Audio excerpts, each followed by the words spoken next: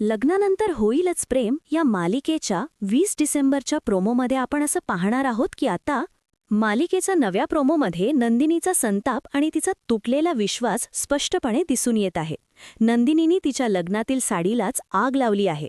भडकलेल्या अग्नीच्या ज्वाळांकडे पाहत ती अत्यंत रागाने म्हणते, ही आग फक्त माझ्या साडीला किंवा नात्याला लागलेली नाही, तर माझ्या विश्वासाला लागलेली आग आहे.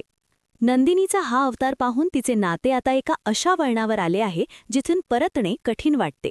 मात्र तिथेच मागे उभा असलेला जीवा खंबीरपणे म्हणतो, चकाचक बाई, काळजी नका करू, मी याच राखेतून आपलं जग पुन्हा चकाचक उभं करून दाखवेन. दुसरीकडे पार्थच्या आयुष्यातही वादळ निर्माण झाले आहे.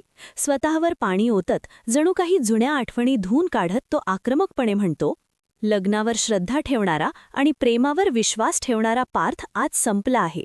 पार्थचे हे शब्द त्याच्या मनातील वेदना आणि कडवटपणा व्यक्त करतात. मात्र काव्याने आता एक मोठा निश्चय केला आहे.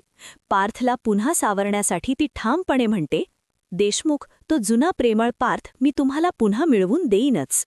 पुढील भागात काय घडणार? नंदिनी जीवावर विश्वास ठेवणार का? काव्या पार्थचे हृदय पुन्हा जिंकू शकेल का? हे पाहणे आता रंजक ठरणार आहे. भेटूया पुढील भागात. तोपर्यंत नमस्कार.